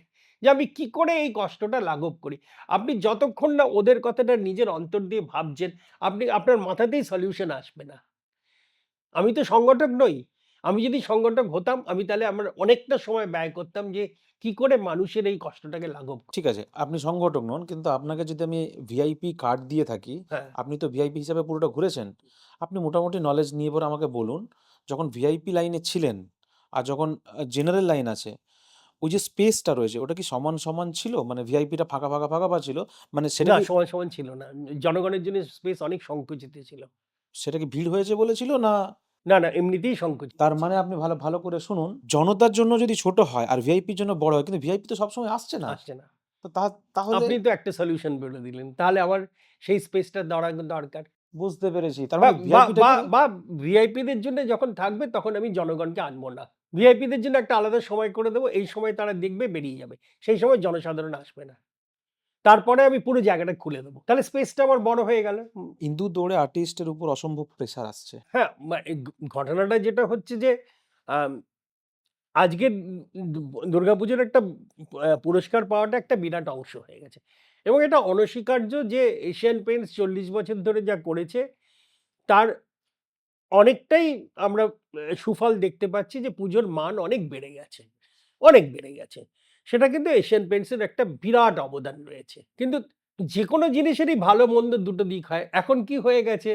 এখন এই পুজো কমিটিদেরও একটা চাপ আছে যে শিল্পীদের উপর তোমাকে পুরস্কার আনতেই হবে। হ্যাঁ? পুরস্কার না আনলে তার কি হচ্ছে? পরের বছর তার স্পন্সর আসছে না। তাদেরও একটা অর্থনৈতিক একটা চাপ পড়ে যাচ্ছে। তার টাকার চাঁদার টাকাতে আর পুজো হয় না। স্পন্সরের টাকায় পুজো হয় বা অন্যান্য টাকাতে পুজো হয়। তখন সেটা আনতে হলে তখন মানে পুরস্কার না পেলে তার ফুটফল হচ্ছে না। ফুটফল না হলে তার স্পন্সর আসবে না। স্যামসাং বলবে যে, "তোমার এখানে এত লোক আসে না, আমি বিজ্ঞাপন দিয়ে আমার লাভ নেই। আমি দেব না বা কম দেব। কম ব্যানার দেব।" এখন সেই পুরস্কারের জন্য তারা চাপ দিচ্ছে আর্টিস্টকে। হ্যাঁ? এবার আর্টিস্ট একটা বছরের পর বছর একটা প্রেশারে পড়ে যাচ্ছে। যে আমাকে যে করেই হোক একটা পুরস্কার জোগাড় করতেই হবে। সেইখানে গিয়ে যখন এটা একটা ইঁদুর দৌড় তৈরি হয়ে গেছে। ভালো দিকটা ভালো ছিল। যেকোনো ভালো জিনিসেরই যখন স্কেল তৈরি হয়ে যায়, স্কেলের সমস্যা হয়ে যায়। এগুলো সাকসেসের সমস্যা। এটা খারাপ দিক কিছু নেই। যেকোনো সাকসেসফুল জিনিসে একটা অর্গানাইজেশন যখন বড় হয়, তখন ভেতরে পলিটিক্স শুরু হয়ে যায়। সেটা শুধু মানে আমাদের দুর্গাপুজো না। অর্গানাইজেশনে যখন যে ডিপার্টমেন্ট সাকসেসফুল হয়, অন্যান্য ডিপার্টমেন্টের লোকজন সেই ডিপার্টমেন্টকে কেড়ে নিতে চায়। কারণ তার সাকসেসটা তার হবে। হ্যাঁ? এইটা কিন্তু সব জায়গাতেই হয়। এটা মানুষ যেখানে কাজ করবে, যেখানে সাকসেস স্কেল হবে, সাকসেস হবে এইগুলো থাকবে। এই রাজনীতিটা থাকবে এবং এইটাকে হ্যান্ডেল করতে গেলে স্কেলটাকে ভাবতে হবে যে এটাকে কি করে এবার আমি হ্যান্ডেল করব। মানে এই ইঁদুর দৌড়ে থাকার ফলে কি হচ্ছে আর্টিস্টরা একটা প্রচন্ড প্রেশারে পড়ে যাচ্ছে। তাদেরও তো এখন বড় টিম হয়ে গেছে। সেই টিমটাকে তাদের সাস্টেইন করতে হচ্ছে। তাদেরকে পয়সা খরচা করতে হচ্ছে। আর্টিস্টদের ইনফ্রাস্ট্রাকচারের খরচাও এখন বেড়ে গেছে। ফলে কি হচ্ছে আর্টিস্টরাও যখন যেখান থেকে পারছে এদিক থেকে ওদিক থেকে কাড়িয়ে কুচিয়ে একটা মা দাঁড় দাঁড় করিয়ে দিচ্ছে। সেটা একটা ক্রিয়েটিভ জিনিস বলে দাঁড় করিয়ে দিচ্ছে। মানে পুরস্কার পেতে হবে। এটা হচ্ছে মেইন ব্যাপারটা দাঁড়িয়ে গেছে যে আমাকে যে করেই হোক পুরস্কার পেতে হবে। তো সেইখানে গিয়ে অনেক সময় দেখা যাচ্ছে যে একটা খুব কমপ্লেক্স একটা আইডিয়া প্রেজেন্ট করছে। যে পুরস্কার পেতে হবে একটা খুব কঠিন একটা আইডিয়া প্রেজেন্ট করলাম। আইডিয়াটার মধ্যে ভীষণ দম আছে এবং ভীষণ তার সেটা খুবই মানে খুব পাওয়ারফুল একটা আইডিয়া। কিন্তু সেটাকে প্রেজেন্ট করতে গেলাম গিয়ে এমন কমপ্লিকেটেড করে ফেললাম যে সাধারণ মানুষ সেটা বুঝতেই পারল না। কে একজন বলল যে এবার তো ছাত্রবন্ধু বিক্রি করতে হবে। হ্যাঁ, হ্যাঁ, ও টালা বারোয়ারি। টালা বারোয়ারিতেই বলেছিল যে ছাত্রবন্ধু বিক্রি করতে হবে নইলে বোঝা যাবে না যে কি হচ্ছে। সমস্যাটা ওইখানে হয়ে গেছে। যে আ একদল লোক মানে এই পুরস্কার পেতে গিয়ে এবং বছরের পর বছর তারা পাচ্ছে এবং যোগ্য তারা। তারা খুবই যোগ্য। তারা মেসেজিংটাকে এমন একটা জায়গায় নিয়ে যাচ্ছে যে সেটা সাধারণ মানুষের বোধগম্যের বাইরে হয়ে না, গেছে। এবারের পুজোতে কোনো এক্সপেরিয়েন্স এবারে হয়েছে পুজোতে অনেকগুলো পুজোতেই সেরকম আমি দেখলাম যে আমি গিয়ে কিছু মানেই বুঝতে পারছিলাম না ১ম এ যেমন? এবং আমি নাম করতে চাই না। যেমন একটা জায়গায় গিয়ে দেখলাম একটা প্লেনের প্রপেলার তার পেছনে মা দুর্গা রয়েছে, এলো শাড়ি পরে ইয়ে রয়েছে কিন্তু ঠিক বুঝতে পারছি না। আমার যেটা আমার আমার আমি তো আসলে আমার তো বয়স হয়ে গেছে তো আমার একটা জিনিস যেটা মনে হচ্ছে যে আগে আমরা প্যান্ডেলে ঢুকে না আমাদের বাবা-মারা বলত নমস্কার করো। হ্যাঁ? এখন আমি প্যান্ডেলে ঢুকে বুঝতে পারছি না আমি নমস্কার কোথায় করব, কাকে করব? এই জায়গাটা আমার একটা গ্যাপ এসে গেছে। আফটার অল তো আমরা দুর্গাপুজো কেন্দ্রিক এই পুরো অনুষ্ঠানটা। দুর্গাপুজোর বাইরে তো না, যাই মেসেজিং দিই না কেন, এটা দুর্গাপুজো। কিন্তু আমি নমস্কারটা করব কাকে? আপনি নিজেই বলুন। আপনি কটা প্যান্ডেলে ঢুকে মনে হয়েছে না ঠাকুর নমস্কার করি? আপনি নিজে বলুন। সেইখানে ধরুন আপনার মেসেজিং কিন্তু খুব স্ট্রং এবং সেই মেসেজিং হয়তো খুবই দরকারি মেসেজ। কিন্তু সেই মেসেজটাকে আপনি বোধগম্য করতে হবে। দুর্গাপুজোটা তো সার্বজনীন। আফটার অল তার মেইন কথাটা হচ্ছে সার্বজনীন। মানে জনগণ সাধারণ মানুষ আসবে। সাধারণ মানুষই যদি ওটা বুঝতে পারল না। অনেক আর্টিস্টই বলছে যে এত লোক এসছে তারা বুঝতে পারেনি। আপনি জিজ্ঞেস করুন তাদের কজনকে বুঝতে পেরেছে। যে আপনারা সেই তথ্যটা নিন যে কজন বুঝতে পেরেছে। কজন জাস্ট আর কি মা বোকা হব না ভেবে বলেছে, "না, না এটা খুব ভালো হয়েছে। এটা দারুণ ব্যাপার, দারুণ না, জিনিসটা।" আমরা যেটা কাজ করতে গিয়ে জানতে পারছি যে প্রত্যেকটা পুজোতে একজন ন্যারেটর থাকে। তো সেটা ন্যারেট করা হয়। তো সুতরাং না বোঝার কিছু নেই। না, না obviously ন্যারেটর থাকছে। কিন্তু সময় কোথায় ন্যারেটরের সঙ্গে যোগাযোগ করার? তাকে তো আপনি ঠেলে বা আর ভলান্টিয়াররা তো তাকে ঠেলে বলছে, "বেরিয়ে যান, বেরিয়ে যান, বেরিয়ে যান।" ও! আপনি যে এত বড় মেসেজটা দিচ্ছেন, সেই মেসেজটা গ্রহণ করারই তো টাইম দেননি তাকে। তাকে তো আপনি ঘাড় ধাক্কা দিয়ে বার করে দিয়েছেন। বুঝতে পারছি, বুঝতে পারছি। ন্যারেটর কি বলবে? আর বেশিরভাগ সময় ন্যারেটররাও গুলিয়ে ফেলছে। আমি এক জায়গায় শুনলাম, সে কি গল্পটা আমাকে বলতে চাইলে সে নিজেও ভালো করে গল্পটা বোঝেনি। মানে আপনি তো ভিআইপি লাইনে ছিলেন। না, না, আমি যখন মানে আমি জানাতে চাইছি দর্শকদেরকে, উনি ভিআইপি লাইনে ছিলেন, ন্যারেটর পেয়েছে, তারপরেও বুঝতে পারেনি। ন্যারেটরই নিজে বুঝতে পারছে না যে সে কি গল্পটা বলবে আমাকে। সে একটা মানে মন গড়া একটা গল্প বলে দিচ্ছে আর হ্যাঁ, হ্যাঁ, হ্যাঁ, হ্যাঁ। তারপরে সে অন্য আরেকজনের কাছে চলে যাচ্ছে। এইভাবে হয় না। তুমি দুর্গাপুজো করছো যখন তখন তোমার মনেই রাখতে হবে এই জিনিসটা আমি শিল্পী আমি। খুব বড় মাপের শিল্পী।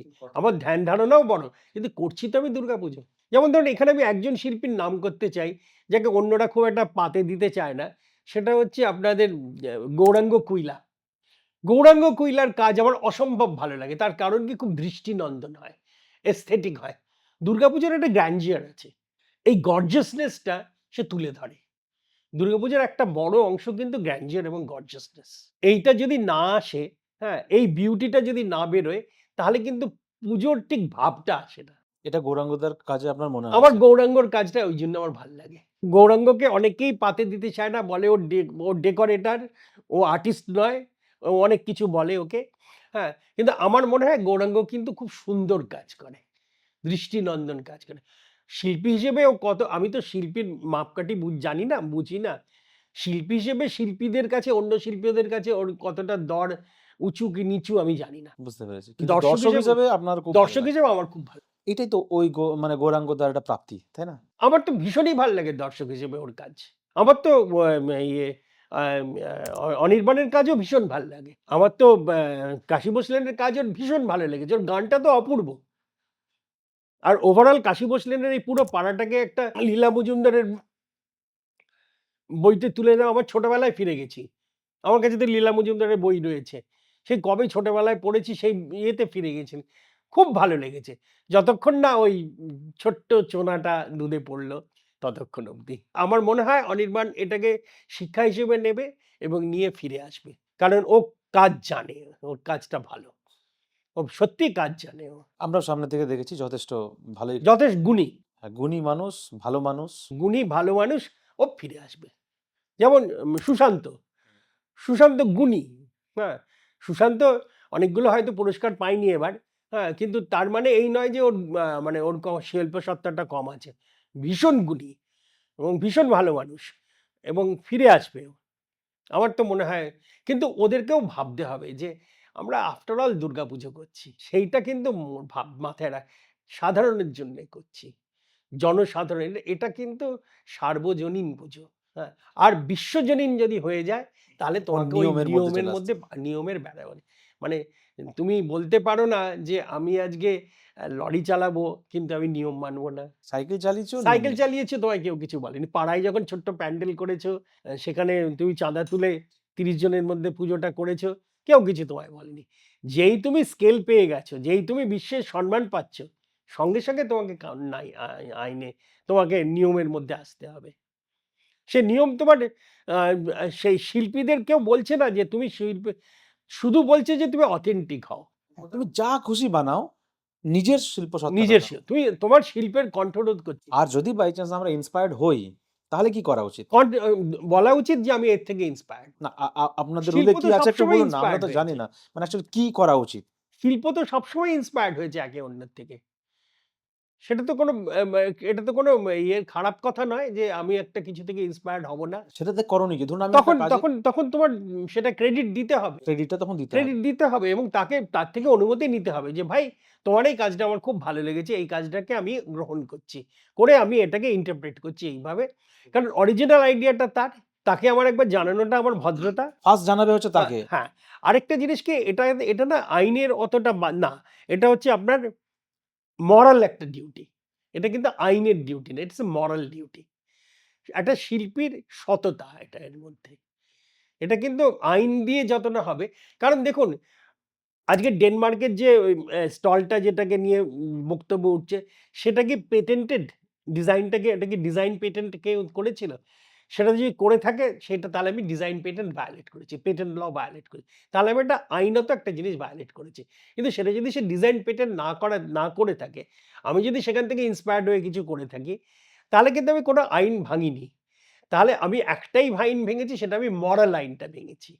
যে আমার তাকে বলা উচিত ছিল, তোমার এটা দেখে আমার খুব উৎসাহিত হচ্ছে, আমি এটা করা উচিত। যেমন আমি ওই শিল্পীর কথা বললাম নির্মলেন্দু মন্ডল। যে ওর ছবিটা দেখে যদি কারো একটা ওই ওই ওর মতো একটা মূর্তি তৈরি করতে হয়, তাকে নির্মলেন্দুকে একবার জানানো উচিত যে, "ভাই তোমার এটা আমার ভালো লেগেছে, আমি করছি।" এইটুকুই। কারণ কি আপনি এবার আমি বলি ডিজাইন পেটেন্টও হয় কিন্তু। আমাদের কলকাতাতে ডিজাইনার সব্যসাচীর নাম আপনারা সবাই শুনেছেন। ও কিন্তু ভারতবর্ষের মধ্যে সবচেয়ে বেশি সংখ্যক ডিজাইন পেটেন্ট হোল্ডার। ৯০০ র ওপরে ডিজাইন পেটেন্ট ওর রয়েছে। কেন কি? ওর ডিজাইন অনেক কপিড হচ্ছিল। লোকে সস্তায় হ্যাঁ, হ্যাঁ, হ্যাঁ। সব্যসাচীর বিয়ের শাড়ি তৈরি করছিল, এ করছিল। ও ডিজাইন পেটেন্ট করতে আরম্ভ করেছে। এখন যদি ওর ওকে যদি কেউ ভায়োলেট করে তাহলে ও কেস ফাইল করতে পারে। তেমনি আমার মনে হয় যে ধরুন কেউ যদি কোনো শিল্পী যদি একটা ইউনিক একটা অরিজিনাল একটা কিছু করলো দুর্গাপুজোতে, দুর্গা ঠাকুরের আইডলটা হয়তো পেটেন্টেড হবে না। কারণ ওটা তো একটা রিলিজিয়াস সিম্বল, ওটা পেটেন্ট হয় না। তো যদি একটা একটা ধরুন একটা শৈল্পিক কাজ হলো তার মধ্যে, যেটাকে পেটেন্ট করা যায়, তাহলে ভাবা উচিত যে আমাদের ওটাতে কোন জায়গাটাতে আমরা ডিজাইন পেটেন্টটা এপ্লাই করব। এবং দুর্গাপুজোর কমিটিগুলোর এটা ভাবা উচিত যে আমরা কেন ডিজাইন পেটেন্ট নিয়ে চিন্তা করব না। এটা কিন্তু তাহলে এই হচ্ছে আপনার প্রগতির লক্ষণ হবে, ইভলিউশন হবে। দুর্গাপুজোর নতুন দিকে এগোবে যখন আমরা এই ইন্টারন্যাশনাল চিন্তাগুলো আসবে যে এই ডিজাইনগুলোকে আমি পেটেন্ট করব। এবং সেই ডিজাইন একবার যখন পেটেন্ট হয়ে গেল তখন সেটাকে কেউ কপি করতে পারবে না। করলে আইন ভাঙবে। এবং সেই পেটেন্টটাকে আমি কি করে মনিটাইজ করব বা তার থেকে নতুন করে কি করে রোজগার করব, সেটাও তখন আমার মাথায় আসবে। হ্যাঁ? যে এটাকে আমি ডিজাইন করলাম, এই ডিজাইন থেকে আর কি আমি তৈরি করতে পারি? আচ্ছা, আমি যতটা বুঝলাম এবার আপনি আমাকে বলুন, ধরুন আমি পটচিত্র বা মধুবনী আর্ট বা কোনো একটা শিল্পকলাকে আমি আমার মণ্ডপে সাজালাম। আমাকে এবার কি করতে হবে? আমাকে কার কাছ থেকে পারমিশন নিতে হবে? কি কার্ডসি দিতে হবে? একটু আমাকে বোঝাবেন? দেখুন মধুবনী আর্ট বা পটচিত্র এগুলো তো ট্র্যাডিশনাল আর্টে পড়ে যায়। এখানে তো আপনার অরিজিনাল আর্টিস্ট কে ছিল আপনি জানেন না। সেখানে অনুমতির কোনো প্রশ্ন প্রয়োজনীয় আসে নেই। না। যেহেতু ট্র্যাডিশনাল এটা। যেহেতু এটা ট্র্যাডিশনাল, হ্যাঁ। বুঝতে পেরেছি। ট্র্যাডিশনাল ওয়ার্কস অফ আর্ট একটা আলাদা একটা ব্যাপারই রয়েছে। সেখানে আপনি অনুমতি নেবার কার থেকে অনুমতি নেবেন? সমস্যাটা হয় ওখানে। যে এই শিল্প স্রষ্টাটাকে, মানে আজকে ধরুন পটচিত্র আপনি কার থেকে অনুমতি নেবেন? কিন্তু যদি অরিজিনাল ওয়ার্ক অফ আর্ট হয়, যেখান থেকে আপনি তার ইন্সপিরেশনটা নিচ্ছেন তাহলে তার অনুমতি। মানে যদি আমি আবার যামিনী রায়ের নিই, হ্যাঁ, তাহলে তখন সেটা তখন আমাকে ডেফিনিটলি জানাতে হবে সেটা। জানাতে হবে সেটা। তখন সেটা জানাতে হবে। অনুমতি পেলে ভালো কথা, না পেলে আমি করব না ওটা। আরেকটু সহজভাবে বুঝি। ধরুন এই যে কাপটা রয়েছে, এইটা হচ্ছে একটা ডিজাইন। ঠিক হ্যাঁ, আছে? হ্যাঁ। আপনি বানিয়েছেন, আপনি অন্য কোথাও থাকেন। হুম। ঠিক আছে? আমি নেটে দেখলাম, আর দেখলাম বেশ খুব ভালো হয়েছে। আমি আপনাকে জানি, আপনার ডিজাইনটাকে জানি। এইটা হচ্ছে আমার পুজোর মণ্ডপ, আমি কলকাতায় থাকি। আমি পুজোর মণ্ডপে সেম ডিজাইনটাকে বানালাম, হুম। আর আপনার ছবিটা ওখানে সাইড করে কোথাও দিয়ে দিলাম। তাহলেই কি চলবে? আগে আমাকে অনুমতি নিতে হবে। অনুমতি ফার্স্ট। অনুমতি ফার্স্ট। আপনি আমার ছবি যখন তখন ব্যবহার করতে পারেন না। বা আমি জয়িত্রী টিভি থেকে একটা কিছু নিলাম, আমরা যখন কোট করি কোথাও, যেমন ধরুন আমরা আপনি তো সাংবাদিক ছিলেন, আপনি জানেন। হ্যাঁ, হ্যাঁ। আমরা যখন কোট করি তাহলে বলি না যে কে বলেছিল সেটা আমাদের কাছে দেয়া সবচেয়ে বেশি আমরা তো সেটাকে নিজের কথা বলে চালাতে পারি না। পারি কি? পারি না তো। এও সেরকম। সিম্পল জিনিস। খুব সহজ, এটা আপনার মরাল অব্লিগেশন। এটা আপনার অন্তর থেকে আসবে। এটা তো আমি সৃষ্টি করিনি। এটা তো অন্য লোক সৃষ্টি করেছে। তাহলে তার অনুমতি কেন নেব? স্রষ্টার অনুমতি কেন নেব না? আজকে যদি একটা দুর্গাপুজোর একটা কিছু ভবতোষ যদি কিছু একটা সৃষ্টি করে, সেটা যদি আরেকজন যদি কপি করে, হ্যাঁ। তাহলে তাহলে তো তার উচিত ভবতোষকে সেই সম্মানটা জানানো। হ্যাঁ? যে ভাই দাদা আমি এটা করেছি। এইভাবে আমাদেরকে ভাবতে হবে। এটা ভাবতে হবে। এই এই মোরাল অব্লিগেশন গুলো আমাদের আসতে হবে। এটা ভেতর থেকে আসতে হবে। কিন্তু এখন এটার কি হয়েছে, ওই বললাম যেটা ওই ইঁদুর দৌড় হয়ে গেছে, পুরস্কার পেতে হবে। ফলে আর আম আমি আর অনুমতি নেব কি নেব না সেটা পরের কথা। যে করে হোক একটা কিছু দান করিয়ে দিচ্ছি। যেটা সনাতন দিনদা আপনার ইন্টারভিউতে বলেছে ঝেড়ে-ঝুড়ে আম অ্যা মন্দির হ্যাঁ, প্যান্ডেল উনি বানিয়ে কিন্তু পুজোর আগে বলেছেন। উনি কিন্তু এই সমস্ত জায়গার আগের থেকে আগে বলেছেন। থেকে। কারণ ওর তো ঠিক আছে? বুঝতে পারছে যে হ্যাঁ, কোথায় কপি গুলো হচ্ছে। ওই আর ১ম এ বললাম না যে একজন শিল্পীই বুঝতে পারে। হ্যাঁ, আর উনি উনি উনি সবার ১ম বলেছেন, হ্যাঁ, আমাদের প্রশ্ন না করা সত্ত্বেও হুম। উনি জানেন যে ব্যাপারগুলোতে কি। হচ্ছে তো সেটা ও জানে খুব ভালো করে। আর উনি যেহেতু ইন্টারন্যাশনাল একজন আর্টিস্ট, উনি বাইরে গিয়ে সেটা ফিলটাও করেন হ্যাঁ, যে এই নিয়ম আমাদের থাকা উচিত। এই তাই নিয়মগুলো উনার এটা আমার যন্ত্রণাটা আমরা অন্তর বুঝতে পারি। থেকে আসা উচিত। আইন তো আছেই। এটাতে আমি ডিজাইন পেটেন্ট ফাইল করতে পারি। ডিজাইন পেটেন্ট ফাইল করে সেটাকে আমি কোড মানে একটা বেঁধে দিতে পারি যে না এটা আমার ডিজাইন এলিমেন্ট এটাকে তুমি কপি করতে পারো না বা কপি করলেও আমাকে পারমিশন নিতে হবে বা আমাকে একটা আচ্ছা, রয়্যালটি বুর্জ খালিফাকে আমি আর কিসের পেটেন্ট করব? আমরা তো ধরুন আমি বুর্জ খালিফা বানালাম। হ্যাঁ, এটা আমরা দেখতে পাচ্ছি যে বুর্জ খালিফা বানিয়ে দিলাম। তো তার জন্য কি করতে হবে আমাকে? আমি সেটা বলতে পারব না। কারণ বুর্জ খালিফা যদি আর্কিটেক্ট যদি সেটাকে পেটেন্ট করে থাকে অরিজিনাল আর্কিটেক্ট তাহলে তার না, সঙ্গে তাহলে কথা আমি বলছি বলতে আমি হবে। ধরুন দুবাই বানাচ্ছি। আমার কলকাতাতে কোনো মণ্ডপ দুবাই বানাচ্ছে। হ্যাঁ। ঠিক আছে? ওটা তো একটা রেপ্লিকা। ওটা হ্যাঁ, তো ঠিক সেটার জন্য কোনো ওটা তো নিয়ম আমি কানুন জানি আছে? ওটা রেপ্লিকা। ওটা তো আমি জানি যে ওটা থেকে ওটা কপি হয়েছে। মানে এটা তো আপনি জানতেন না যে কপি হয়েছে যতক্ষণ না আপনাকে ডেনমার্কের ওই ভদ্রলোক লিখে পাঠালো। বুঝতে পারছি। এটা তো আপনি জানতেন এটা তো আমরা দেখে জানি যে এটা বুর্জ খলিফা কপি করেছে। হ্যাঁ, আর ওরা বলছেও বুর্জ খালিফা। ওটা বলছিও। তো সুতরাং এটা আমার কোনো রকম সমস্যা ব্যাপার কি নেই। আছে? বুঝতে পারছি। তাই না? ঠিক মানে আমি আজকে যদি আজকে ট্রাম্প একটা ক্যাসিনো করেছিল তাজমহলের মতো দেখতে। অনেক প্রশ্ন উঠেছিল সেটা নিয়ে। যে তাজমহলের মতো দেখতে কি করে করে? অবশ্য ওটা ফেল করেছে বিজনেসটা। হ্যাঁ, ওখানে ওটা কপিরাইটের প্রশ্ন উঠেছিল। এই প্রশ্নগুলো নিয়ে আমাদের আলোচনা করতে হবে। যেমন ও এট এ এই হচ্ছে আপনি যখন ইভেন্ট বড় হয়ে গেছে, হ্যাঁ, ইভেন্টের এই অ্যাসপেক্ট এসে গেছে এবং একটা বিশ্বের দৃষ্টি পড়েছে তোমার উপর সবকিছু সে খুঁটিয়ে দেখবে।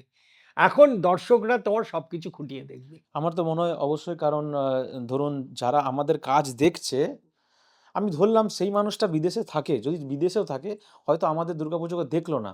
কিন্তু এমন হাতের মুঠোয় সব টেকনোলজি রয়েছে, তা দিয়ে সে খুঁটিয়ে দেখতে পারবে। ইজিলি কলকাতা থেকে কেউ একজন বলে দিল যে, "স্যার আপনার বলার কাজটা" দরকার নেই। আপনি তো এখানে বসে, বসে সে সেটাই Google ম্যাপ দিয়ে দেখতে পারবে। ইজিলি দেখে নিতে ইজিলি পারবে। দেখে নিতে পারবে। স্ট্রিট ভিউ তে গিয়ে দেখে নিতে পারবে। হ্যাঁ, Google স্ট্রিট ভিউ তে গিয়ে আপনি সারা পৃথিবী দেখে নিতে পারবেন। তাই না? এবং live picture, Real time picture দেখতে পাবেন। তাহলে তাহলে সাবধানী হওয়া আজকে উচিত। টেকনোলজি তো সমস্ত কিছু খুলে দিয়েছে, ট্রান্সপারেন্ট এবার আপনি কেন ট্রান্সপারেন্ট হবেন না? আপনার প্রসেসেও তো ট্রান্সপারেন্সি আসবে। সেটা পুরস্কার দেওয়ার প্রসেসে ট্রান্সপারেন্সি আসবে। দায়িত্ব হবে তখন এশিয়ান পেইন্টস এরও দায়িত্ব হবে। যে প্যানেল সিলেক্ট করব, সেই প্যানেলের লোকগুলো যোগ্য কিনা এসব দেখার। তো একজন আর্ট সেই যোগ্যতা না থাকলে না, তাকে না নেওয়া উচিত সেটা না। সেটা কি করতে হবে যে আর্টিস্টকে ধরুন আবার নতুন করে যদি শেখানো হয়, অনেক চাপ। তো আমার মনে হয় একজন এইরকম কেউ জানে, তাকে ইনক্লুড করলেই কি সমস্যার সমাধান হয়ে না যাবে? আর্টিস্ট তো জানে সে টুকছে কি টুকছে না। না, ওই আর্টিস্ট বলছি না। মানে যিনি ধরুন জাজ, ও প্যানেলে যে তিনি তো প্যানেলের শিল্পী একজন। হ্যাঁ, প্যানেল তাকে ট্রেনিং দিতে হবে। প্যানেলটা ট্রেনিং সে দিতে হবে না যদি না জানে আরেকজন এরকম ব্যক্তিকে রেখে দিতে হবে? বা একজনকে রাখতে হবে যে শুধু এই অ্যাসপেক্ট টাই দেখবে। যে একজন শিল্পীর অ্যাসপেক্টটা শৈল্পিক ব্যাপারটা দেখবে, আরেকজন টেকনোলজিক্যাল ব্যাপারটা দিয়ে দেখবে যে এটাকে কোথা থেকে সে কপি করেছে। যারা ভালো idea. It's come from you. আচ্ছা, আমরা এখন দুর্গাপুজোতে দেখতে পাচ্ছি যে ট্রেন্ডটা আসছে সেটা হচ্ছে গ্যালারি কনসেপ্ট আর এক্সিবিশন স্টাইলের পুজোটা এগোচ্ছে। এবার ধরুন একটা এই কনসেপ্টে যদি আমরা প্রাইজ একবার পাই, তাহলে কিন্তু পরবর্তী যে পুজোগুলো রয়েছে সেগুলোও কিন্তু এটাকে ফলো করার চেষ্টা করবে। এইটা আপনি কিভাবে দেখছেন? না গ্যালারি কনসেপ্টটা তো খুব খারাপ নয়। কারণ নানা রকমের ফর্ম আসছে। সে কেউ ফর্ম ভাঙছে, কেউ নতুন ফর্ম আনছে। তো দুর্গাপূজার একটা ইভলিউশন হচ্ছে। একটা তার মানে এগোচ্ছে সে যেকোনো জিনিসেরই স্ট্যাটিক থাকে না। তো একটা জায়গায় সে এগোচ্ছে সেটা বোঝাই যাচ্ছে। কিন্তু সে যাই করুক না কেন, তাকে কয়েকটা জিনিস মাথায় রাখতে হবে। একটা হচ্ছে যে এটা মূল আ এটা কিন্তু দুর্গাপুজো কেন্দ্রিক। এটাকে আমার মাথায় রাখতে হবে। যে ফর্মই আনি না কেন। এবার এর বাইরে আমি কি এক্সপেরিমেন্ট করছি সেটা আমার ব্যাপার। কিন্তু ফর্মটাকে আমার মাথায় রাখতে হবে যে এটা দুর্গাপুজো কেন্দ্রিক। 2nd জিনিসটা আমার মাথায় রাখতে হবে যে এটা সার্বজনীন। সার্বজনীন মানে সেখানে সর্বসাধারণের জন্যে। সেখানে আমি যে কনসেপ্টই আনি না কেন, আর্ট আনি, থিয়েটার আনি, সিনেমা আনি, যাই আনি, সেটা সাধারণের যদি বোধগম্য না হয়, তাহলে তাহলে সেটা ক্লাস হয়ে গেল। মাস রইল না। সেটা ক্লাস হয়ে গেল। সার্বজনীন রইল না সেটা আর। তো আমি তো ফর্মটাকে ওইভাবে ভাঙতে পারি না। ফর্মটাকে আমি সার্বজনীনের মধ্যেই তো আমায় খেলতে হবে। আমার মাঠের সীমানা বাঁধা রয়েছে। ওর ভেতরে আমি কি করছি না করছি সেটা আমার ব্যাপার। কিন্তু তার মানে বলতে পারি না তো আমি সীমানাটাকে ভেঙে বেরিয়ে চলে গেলাম। কোনো খেলারই একটা বাউন্ডারি লাইন থাকে তো। আপনি তো বলতে পারেন না হ্যাঁ, হ্যাঁ। যে বাউন্ডারি লাইনের বাইরে চলে যাবো, গিয়ে আমি খেলবো। তাহলে সেটা অন্য জিনিস হয়ে গেল। সেটা আর দুর্গাপুজো রইল না তখন। তখন সেটাকে বলতে পারবেন না যে এটা একটা সার্বজনীন দুর্গোৎসব। আপনি কোন জায়গাটাতে বাউন্ডারি দিতে বলছেন? একটু সহজ ভাষায় কোনো বোঝান। জায়গায় দুটো জিনিস যদি মাথায় রাখা যায় তাহলে বাউন্ডারিটা আপনি আপ এসে যাবে। বলুন। একটা হচ্ছে জনগণ বুঝতে পারছে কিনা, সাধারণ বুঝতে পারছে কিনা, সাধারণ মানুষ অ্যাপ্রিশিয়েট করছে কিনা, আর সেখানে দুর্গার প্রাধান্যটা রয়েছে কিনা। মানে এই পুরো ইভেন্টটাই তো দুর্গা কেন্দ্রিক। ঠিক আছে। কেন্দ্রিক মানে কথাটা কি? তা সে কেন্দ্রবিন্দু তিনি তো দুর্গা নয়। কেন্দ্রবিন্দুতে উনি আছেন। কেন্দ্রবিন্দুতে তো উনি আছেন। উনি যদি না থাকেন তাহলে আমি কি করে তাহলে সেটা থাকি? কেন্দ্রবিন্দুতে যদি উনি না থাকেন বা যে ফর্মটাতে আমরা চিনি তাকে, সেই ফর্মটা যদি ভেঙে এমন একটা জায়গায় নিয়ে গেলাম যে যেটাকে আমি তাকে চিনতে পারছি না তাকে। সেখানেই তো আমার মাথায় তার একটা ব্যাকফায়ার সেটা আপনার আজ বাদে কাল তার একটা রেপারকাশন হবে। অলরেডি লোকে প্রশ্ন করছে কয়েকটা পুজো দেখে যে, "আমি এটা দুর্গা বুঝতে পারছি না, মা দুর্গা বুঝতে পারছি না।" যে জনগণ কি তোমার পুজো দেখে, হ্যাঁ, তাতে তার মধ্যে যে দুর্গাপুজোর যে ভাবটা আসছে কি আসছে না? শিল্প তো একটা ভাব তৈরি করে মানুষের ভেতরে। কি ভাব তৈরি করছে সেটা তুমি ভাবো। তুমি একটা বিরাট মেসেজ দিলে, একটা বিরাট বক্তব্য তুমি রাখলে, হ্যাঁ? সেটা একটা বিশাল তার একটা সামাজিক বা রাজনৈতিক বক্তব্য আছে হয়তো। সেটার বক্তব্যটাকে আমি একেবারেই অস্বীকার করছি না। কিন্তু সেই বক্তব্যটার জন্য এটাই কি সেই প্ল্যাটফর্ম? সেটা তোমাকে ১ম এ ভাবতে হবে। ইস Durga Puja the platform for this kind of a message? 2nd ভাবতে হবে যে এই মেসেজটা আমি রাখলাম, এটা মানুষ কি এই মেসেজটাকে গ্রহণ করতে পারছে? নাকি আমার একটা ন্যারেটর দরকার হচ্ছে? যে বুঝিয়ে দেবে যে কি হচ্ছে। মানে ওই ছাত্রবন্ধু দরকার হচ্ছে। ছাত্রবন্ধু যদি একটা শিল্পী দেখে, একটা শৈল্পিক কর্ম দেখে যদি আমার ছাত্রবন্ধু দরকার হয়, তাহলে সেখানে কিন্তু শিল্প ফেল করে গেছে। মানে বলছেন ন্যারেটর থাকলে ফেল করে গেছে। ফেল করে গেছে না? আপনার কি মনে হয়? না, না, আপনি আপনার কাছ থেকেই শুনতে এসেছি। আমরা সবাই আপনার কাছ থেকেই শুনবো। হ্যাঁ, আপনি দেখুন একটা ভ্যান গগের ছবি যদি দেখেন বা একটা ক্লড মোনের ছবি দেখেন। ছবিটা দেখেই আপনি শিল্পী নাও হতে পারেন। কিন্তু দেখেই আপনার মনের ভেতরে একটা অনুভূতি তৈরি হয়। সমস্ত মিউজিয়ামে কি ন্যারেটররা দাঁড়িয়ে রয়েছে? নেই তো। আর মিউজিয়ামে ন্যারেটর দাঁড়িয়ে থাকতেই পারে কারণ ওখানে অনেক টাইম রয়েছে টাইম আমাদের। রয়েছে। আর ন্যারেটর নেইও হ্যাঁ, হয়তো অনেক নেইও। জায়গায়। আপনাকে দাঁড়াচ্ছেন, দেখছেন, দেখেই ভাল লাগছে আপনার। ভাল লাগছে কি রিঅ্যাকশন হচ্ছে, একটা ইমোশন তৈরি হচ্ছে। তাই না? আপনার এখানে কি ইমোশন তৈরি হচ্ছে? সেটা আপনাকে ভাবতে হবে। আপনি মানে আপনার এখানে আপনাকে ভাবতে হবে মানে কিন্তু এখানে পুজো উদ্যোক্তা তাদের এবং ভাবতে হবে। শিল্পীদের খুব গভীরভাবে হ্যাঁ, ভাবতে যেমন হবে। ধরুন আমি আপনাকে সোজা কথা বলছি। আপনাদের কাশী বসলেন দেখে সবার ভেতরে ভীষণ আনন্দ হয়েছে। গানটা শুনে ভীষণ আনন্দ হয়েছে। লোকে দাঁড়িয়ে থেকে শুনতে চেষ্টা করেছে। ছবিগুলো দেখে খুব আনন্দ পেয়েছে। কিন্তু অন্য সব পুজোতে ওরকম হয়নি কেন? ওই ফিলিংটা হয়নি কেন? আপনার ওই গৌরাঙ্গ কুইলার ওই পুজোটা দেখে, ত্রিধারার পুজোটা দেখে, হ্যাঁ, হঠাৎ করে শহরের ভেতর একটা একটা একটা প্রাচীন একটা গুহা, পাহাড়, পর্বত তার মাঝখানে একটা পাথরের মূর্তি। ওটা দেখে একটা অন্য রকমের একটা অনুভূতি তৈরি হচ্ছে। হচ্ছে তো? বালিগঞ্জ কালচারাল দেখে আপনার মনে হয়েছে, বাহ! এটা তো বেশ অটোমেটিক মুখ দিয়ে বাহ! তো বেরিয়ে এসছে। একটা শৈল্পিক আপনি ফুটবলার নাও হতে পারেন। কিন্তু আপনি একটা ভালো ড্রিবল দেখলে বলতেই পারেন, বাহ! যে এটা ভালো হয়েছে। ভালো হয়েছে। ঠিক, ঠিক। এটা তো মনের ভেতরে একটা অনুভূতি তৈরি হয় অটোমেটিক। শিল্পীদের ভাবতে হবে এবং সংগঠকদের ভাবতে হবে। পুজো কমিটিগুলোকে ভাবতে হবে যে আমার ভেতরে কি ওই অনুভূতিটা তৈরি হচ্ছে? আচ্ছা, এই অনুভূতিটা কে দেবে? একটা প্রাইজ দেবে না একটা মানুষ দেবে? মানুষ দেবে, মানুষ দেবে। obviously মানুষ দেবে। মানুষের বিচারে কোনটা শ্রেষ্ঠ সেটাই শ্রেষ্ঠ। সেটাই শ্রেষ্ঠ। সেটাই শ্রেষ্ঠ। আর সেইটার অনুযায়ী শিল্পীদেরকে মানে ভাব আনার জন্য মানে সবকিছু বানাতে হবে। মানুষকে সার্বজনীন, সবার আগে সার্বজনীন। বুঝতে পারছি। দুর্গাপুজো মানুষ ছাড়া হয় না। আমি বলতে পারি না যে আমি এমন একটা কঠিন আ আইডিয়া প্রেজেন্ট করলাম যেটা মানুষ গ্রহণ করতে পারছে না, বুঝতে পারছে না, বুঝতে সময় লাগছে এবং তাই বলে আমি বড় শিল্পী, এটা হতে পারে না। মানে ধরুন এই যে লোকের এই যে অথেন্টিসিটিটা, ডিজাইনের অথেন্টিসিটি, কনসেপ্টের অথেন্টিসিটি কিন্তু লোককে অ্যাপিল করে। মানে ধরুন আমি আপনাকে বলতে পারি যে ২ জন অভিনেতা রয়েছে, হ্যাঁ? আপনি ইরফান খানের অভিনয় খুব অথেন্টিক লাগে। হ্যাঁ, দেখলেই আপনি আইডেন্টিফাই করতে পারেন। হ্যাঁ? হ্যাঁ? এবং আরেকজন অভিনেতা রয়েছে সে খুব মানে অনেক ইন্টেলেকচুয়াল অভিনেতা।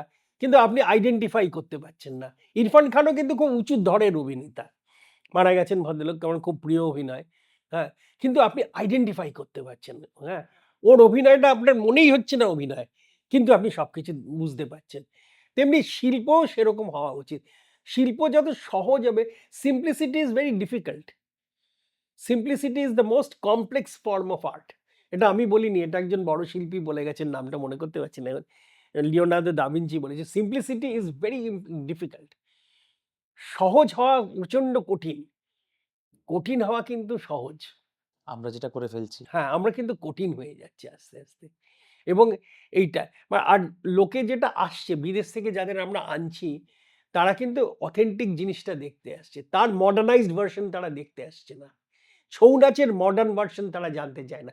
তারা ছৌ নাচ বীরভূমে কিভাবে হয় সেটাই জানতে এসছে। আপনি যখন গ্রামে যাচ্ছেন, আপনি সেখানে গিয়ে মানে কন্টিনেন্টাল চিকেন খেতে যাচ্ছেন না। আপনি দেশি মুরগির ঝোল খেতে যাচ্ছেন। তাই তো? সেই তার আস্বাদ একরকম, 5 স্টার হোটেলের চিকেনের আরেক রকম। আমরা এটাকে 5 স্টার করে ফেলছি। ঠিক। আচ্ছা অভিজিৎ স্যার, আমাকে ২০২৬ এর জন্য আপনি একটু পজিটিভ যদি নোট হিসেবে আপনি কোনো কিছু মেসেজ দিতে চান যে আমাদের কি দেখতে চান দুর্গাপুজোতে ২০২৬ এ যে এই চেঞ্জগুলো অবশ্যই যাতে হয়, তাহলে আমাদের খুব বেটারমেন্ট হবে। এটাই আমাদের শেষের দিকে। ২০২৬ এর আমি ১ম জিনিসটা যেটা লোককে বলব, মানে সংগঠকদের বলব, যে তোমরা একটু সাধারণ মানুষের কথা ভাবো। তাদেরকে ওরকম গরু ছাগলের মতো বাঁশের বেড়ার ভেতর রেখো না। কি করবে সেটা তোমাদের ব্যাপার। আমি বলতে পারব না। হ্যাঁ, বলতে পারব, হ্যাঁ, যদি তোমাদের সঙ্গে আমি বসে কাজ করি তাহলে ডেফিনিটলি বলতে পারব। আমি ৫ মিনিটের মধ্যে আমি একটা সলিউশন দেব, পারব না আমি দিতে। হয় না, সলিউশন হয় না। সেটা সলিউশন হবে না। সেটা বলার জন্য বলা হবে। সেটা প্র্যাকটিক্যালিটি কতটা, সেটাকে ইমপ্লিমেন্ট করা যাবে কিনা সেটা আমি বলতে, তো আমাকে ২০২৬ এ যদি ভাবতে হয়, তাহলে মানুষের কথা ভাবতে হবে। মানুষের কথা সংগঠকদের ভাবতে হবে, যে আমি তাকে কি করে আমি কতটা ভালো এক্সপেরিয়েন্স দিতে পারি। সে যেন ফিরে গিয়ে বলে, "বাহ! খুব সুন্দর পুজো দেখলাম। আর আমাকে ওরা খুব ভালো ভদ্রভাবে আপ্যায়ন করেছে।" এত লক্ষ লোককে আপ্যায়ন করা সম্ভব কিনা আমি জানি না। কিন্তু এই ফিলিংটা এলে আমি বলব আমি সফল। আর একটা সংগঠক হিসেবে আমি সফল। শিল্পীকে ভাবতে হবে, সাধারণ মানুষ আমারটা দেখে বুঝেছে কিনা, আনন্দ পেয়েছে কিনা, বা তার মনে যে প্রশ্ন জাগাতে পেরেছে কিনা। হ্যাঁ? সেটা হলে তাহলে শিল্পী হিসেবে সে সফল হবে। আর শিল্পীদের আরেকটা জিনিস ভাবতে হবে, যে আমি কতটা অথেন্টিক। মরালি আমি আমার কাছে কতটা সৎ রয়েছি এই শিল্পের কাজটা করে। ব্যাস এই ৩ টে জিনিস আমি এক্সপেক্ট করব। তবেই কলকাতার শিল্প নতুন জায়গায় উঠবে। এবং বিভিন্ন ফর্ম আসুক, সেটাই কাম্য। ইভলিউশন হবে। বিভিন্ন ফর্মকে কিভাবে ব্লেন্ড করবে, কিভাবে অ্যামালগামেট করবে, করে নতুন সৃষ্টি হবে, সেটাই তো আমাদের কাম্য।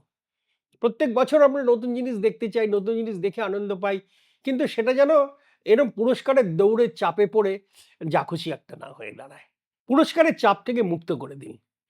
পুরস্কার দিক, বিভিন্ন কোম্পানি আসুক, পুরস্কার দিক তারা, এটাই চাই। কারণ পয়সা না এলে শিল্পর উন্নতি হতে পারে না। পয়সা আসবে। এটা হচ্ছে সাকসেসকে কি করে নেক্সট লেভেলে নিয়ে যেতে হয়, তার একটা ম্যানেজমেন্ট চ্যালেঞ্জ। কিন্তু যতক্ষণ না আমরা প্রবলেমটা অ্যাকসেপ্ট করছি, ততক্ষণ তো সলিউশনটা আসবে না। অনেক, অনেক ধন্যবাদ অভিজিৎ দাকে আমাদের এই অনুষ্ঠানে এতক্ষণ সময় দেওয়ার জন্য। আর আমাদেরকে প্লাস পুরো যারা দর্শক রয়েছে তাদেরকেও ভালো করে বোঝাবার জন্য। আপনি অনেক ভালো থাকবেন, সুস্থ থাকবেন। তুমিও ভালো থেকো। আমিও চেষ্টা করব যাতে পরের বার আমি আপনাকে দেখতে যে আপনি ভিআইপি লাইন দিয়ে নয়, জেনারেল লাইন দিয়ে সুষ্ঠুভাবে আপনি পুজো দেখছেন। সেটার দায়িত্ব আমাদের আমাদের সবারই। সবারই তাই ইচ্ছা হবে। আমাদের তাই ইচ্ছা হবে। ভালো থাকবেন।